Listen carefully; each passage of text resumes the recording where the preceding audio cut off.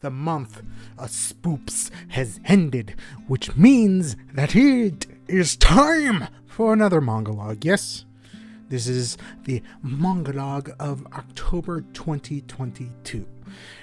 That being said, it was an interesting month, to say the least. For the most part, nothing too crazy. I will say, did break my phone. Was able to get a new one, replacement, because insurance. So yeah, it is good. But yeah, all in all though, life-wise, it's fine. But manga-wise, it was a little bit different because I thought I read less than I did last month, but I read more, which was quite surprising. I did not expect that because, I felt like a few times that I had skipped a lot of days. But then I remember there were a few days that I usually only read one volume that I read two. And then other days, which I usually only read like 4 volumes, I read 6 or 7. So mainly it was because of that I read a little bit more. So let's get on to those numbers. That would be a grand total of reading 51 volumes of manga, 0 comics, and finished 2 series. So all in all, it was a pretty interesting month reading wise, the amount, but finishing wise only had 2. And then also I will say didn't start as many new series as I usually do, but it was mostly because I was catching up on several series, and that's just how the pile works. That being said, let us get into what I finished in the month of October. So, like I said, I had only finished 2 series. That being said, one of them I liked more than the other, and the other one I just thought was going to be a lot longer than it was, and it turns out it was not. It was never going to be that much. So, getting on to the one that I finished first, and the one that I thought was going to be longer, it did make me laugh a few times, but I don't know, it just felt a little too short, and that was Deadpool Samurai. This only has 2 volumes, and that is it. So, essentially, if I remember correctly, the Shonen Jump Plus, or Sunday Jump or something like that, they had several chapters released in that, and then they compiled it into a solid 2 volumes. Essentially, Deadpool, being Deadpool, breaking the fourth wall, as well as being the someone the Avengers doesn't really know if they can trust because, he has killed multiple people, as well as trying to become a hero and all that, and he is sent to Japan to be the leader of their Japanese group, which is just essentially Japanese Spider-Man, which is I think Sakura Spider, as well as another Venom symbiote type of deal, and those are the only 3 in this group, and they fight normal. They could have done so much with this. Sure, it made me laugh at points, but it quite literally could have done so much more. They could have added new villains, and new heroes, and not just copied Spider-Man. It could have been better, but it wasn't. So yeah, and also All Might showed up at one point, so that was weird because he's technically not in. It is what it is. So it's 2 volumes, $9.99 each. They're not going to break the bank. They might make you laugh. It's Deadpool. If you've read Deadpool before, you might enjoy this. If you've never read Deadpool before, you might get a hint of what you might experience reading Deadpool. All in all, it's fine. I wish it was better. That's all I can say, is that I wish it was better, wish it was a little bit longer, and wish it was a little bit more original. So, on to the other one that I had finished this month, one that has made me cry and happy, and mostly cry and sad, and that's Perfect World. Perfect World is 12 volumes, so, relatively shorter. It's not going to be extremely long, but 12 volumes, very solid story. Rocking in at $12.99 US new. So, all in all, pretty good, price-wise, being 12. This made me cry and tear up and be like, why can't these two just be happy? And then they finally found happiness. Essentially, I'm pretty sure I've talked about this series before, like a while ago. It took me maybe a few years, like maybe 2 years to get to finishing it or something along those lines, or close to that. It's essentially, these two, meet after being like in high school. Her name is, Tsukumi, had a crush on him, Itsuki. In high school, he was part of the, basketball team, and then, they separated, her never truly getting, to, say her feelings about it. And then they meet back up in college, or after they graduated college. I'm not 100% sure. It's been a while since I've read volume 1. Sorry, microphone. And, they get back, they talk and stuff, and then she finds out that he's in a wheelchair because of an accident that happened to him in college. So after college, yes. And it's about their essentially trials and tribulations and people not fucking wanting them to be together.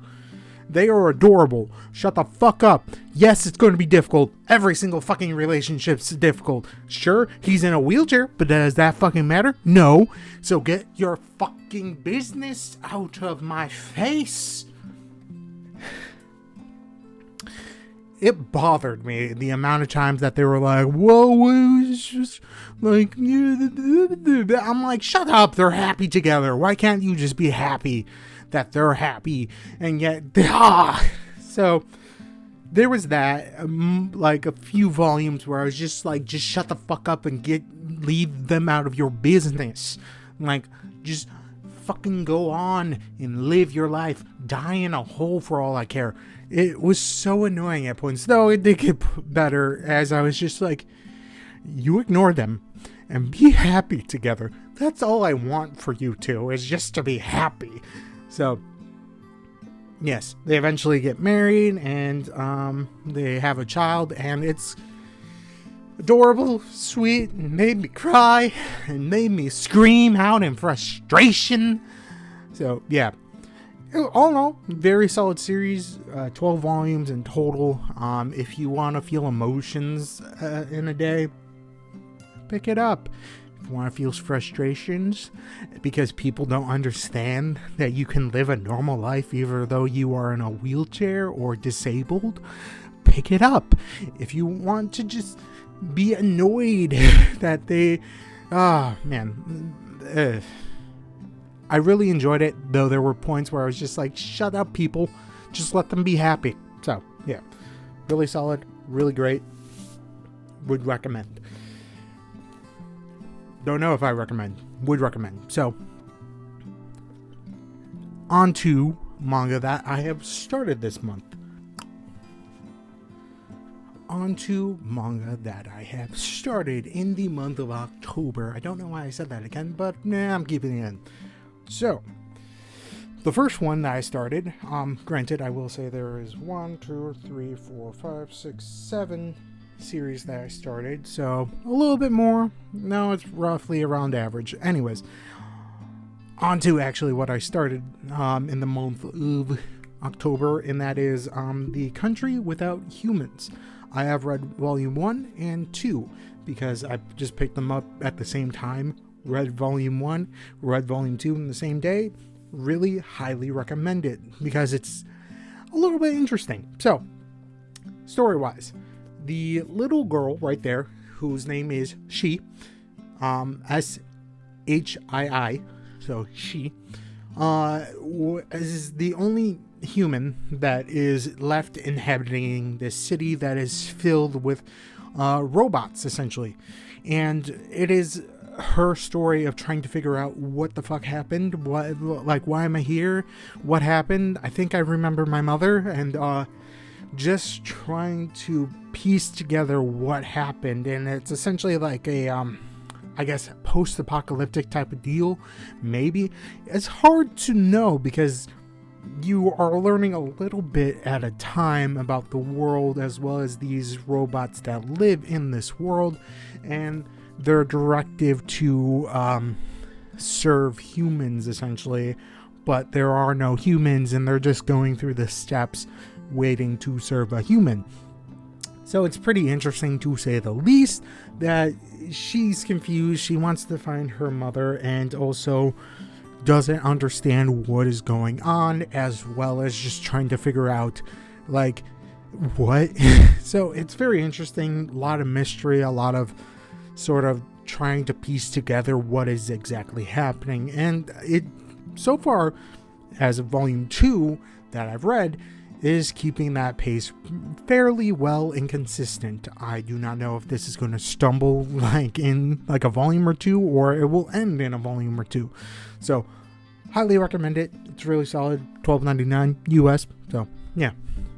On to one that definitely is not for all ages, because, you know, it was in the plastic wrap as well as having the parental advisory label on there, and I will try to cover anything that is a little bit yeah.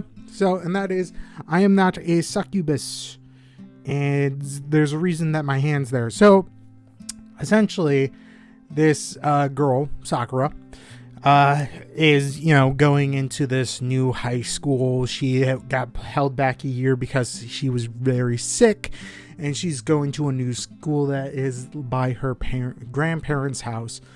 And at this school, there are demi-humans, you know, like a harpy, a cyclops, a lamia, or a centaur, and then I also think a satyr, as well as a fungal thing, plant person.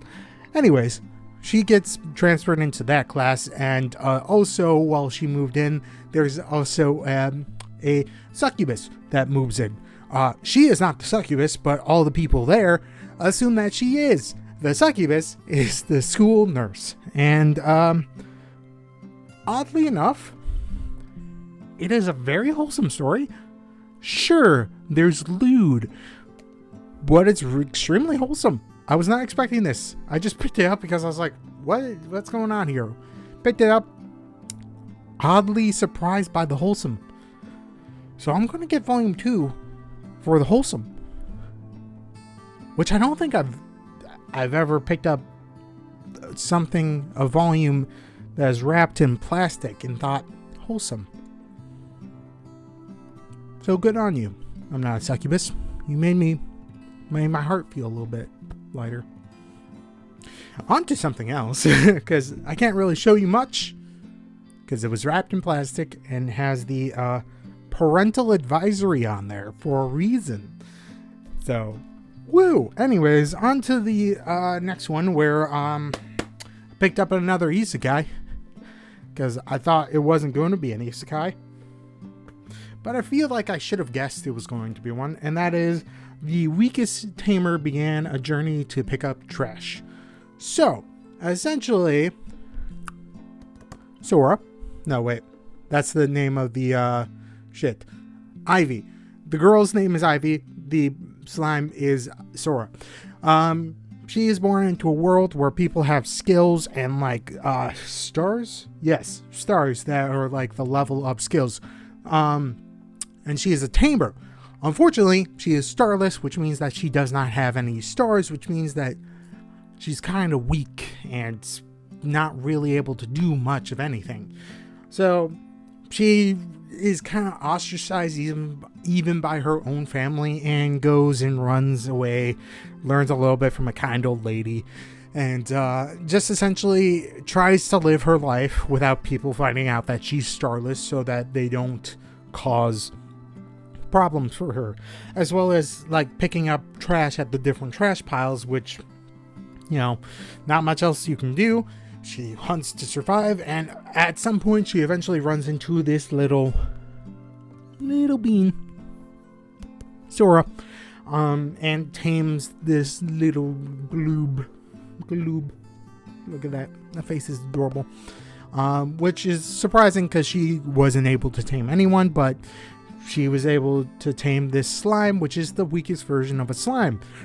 You would think that people would look down on that, but slimes eat trash, and people are like, we need to get rid of the trash as well. So she starts feeding them a little bit of the forgotten potions that are in the trash pile, and just lives her life as best as she could. It was very interesting.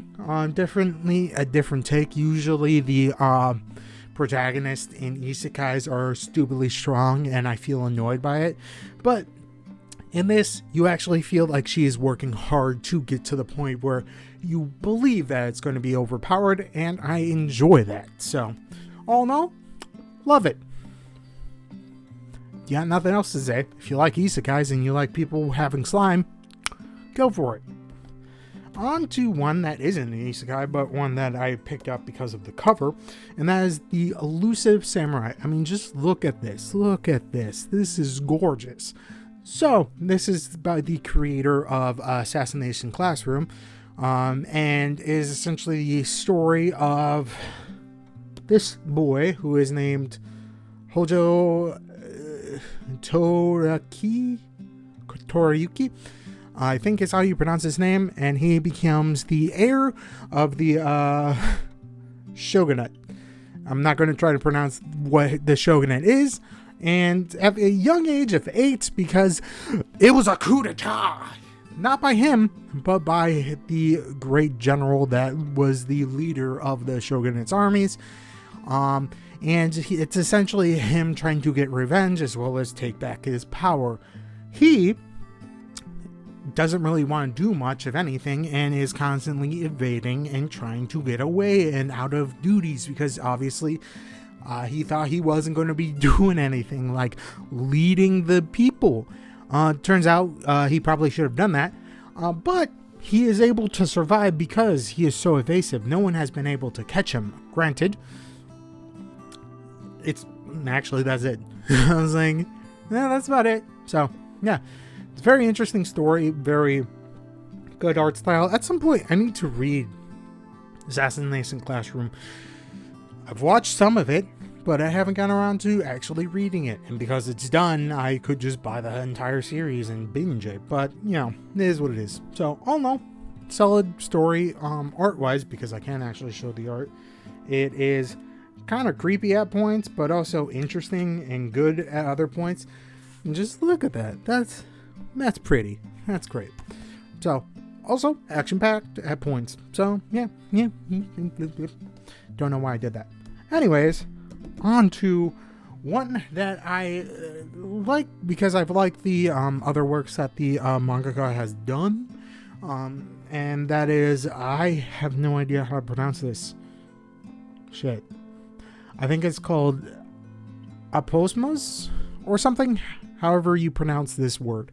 So essentially, it takes place on the planet of Aposmos, or however you pronounce that. It is an artificial planet, meaning that it got made. And it's kind of dying, but on the surface, you're able to eke out a living. And the further you're into the core, the more you're able to survive. So, as a result, though, people are just living their best. Unfortunately, there's an empire that wants to rule over everything, called the Robodian Empire. And they are chasing this girl that runs into a group that is from one of these settlements that is just trying to, collect materials and survive. And she is essentially shot down. And that's about it. And then she is, taken in by these people that she turns into like a little weird dog thing. There's the girl. And then she turns into... What does she turn into? This little thing. And essentially she stole something called a code as well as bullets. The people there chasing her want that code because they know that the code, which turns someone into like weird robotic skeleton thing, I'm not 100% sure, and that specific one can shoot those bullets that can destroy the crust of the planet to get into the center of the planet. It's weird. It's interesting. The art, if you've read Blam or the Knights of Sidonia, you have definitely seen the art of this, and it is very interesting story, sci-fi, and I enjoyed it. What more can I say? But yeah, and also if you've seen, based off of what I've shown you, the art-wise looks fantastic. Like, this is how it opens up. Like, look at that. It looks lovely. So, all in all, really good. Shit, I think his name is Ethro. I think that's his name, right? Yeah, Ethro. So, he was just on a mission to, get some payback. So, really good, really solid. I probably didn't do it justice by talking about it.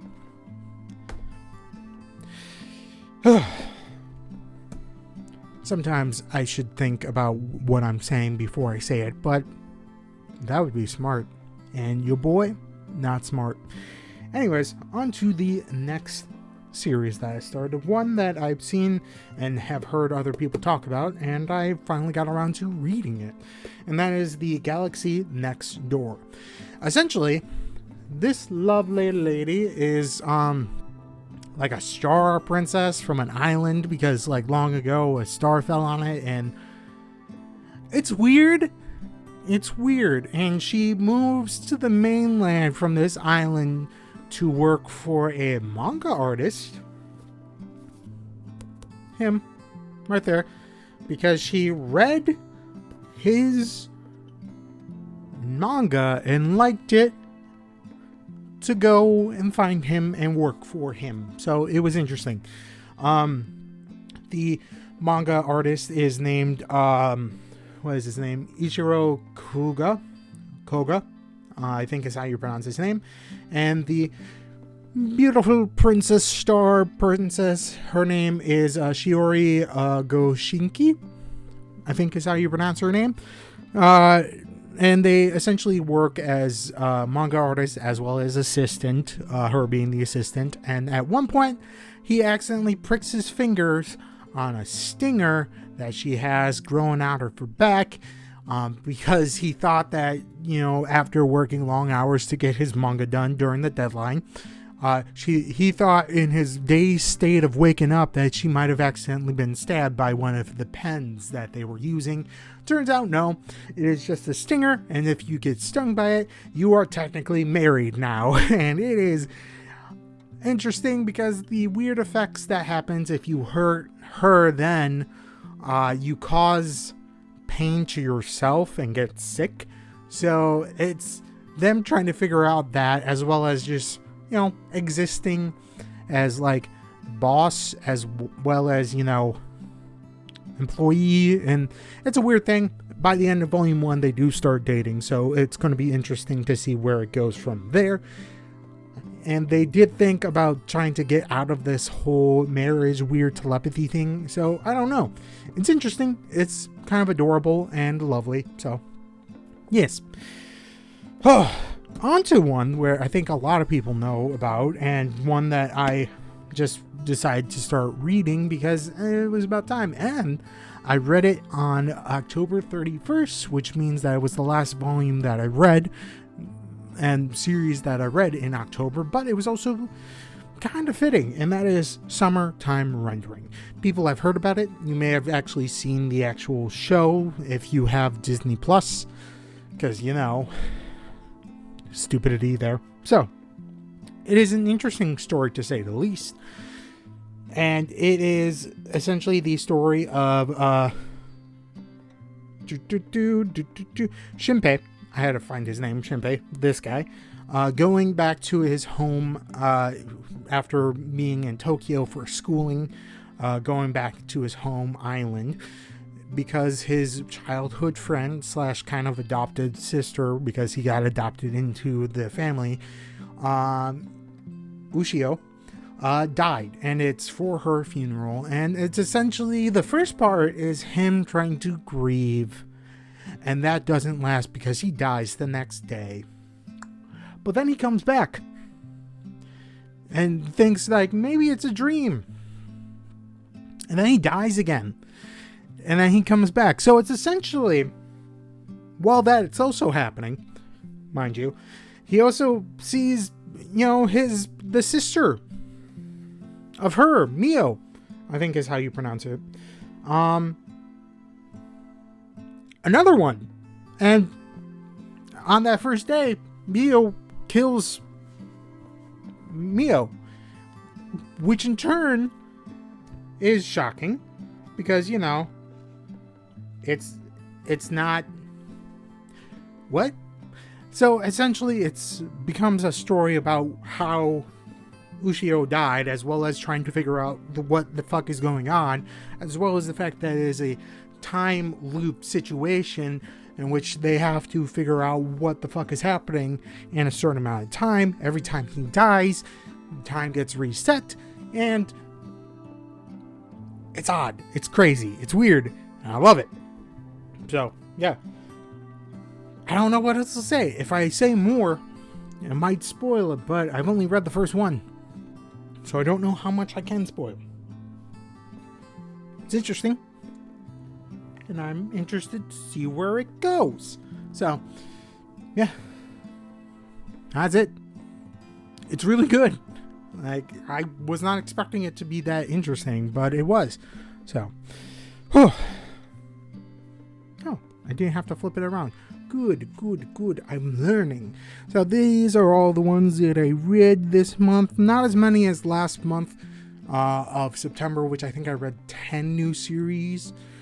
But, still good. Still really solid manga that I read. And, none of them I thought were terrible.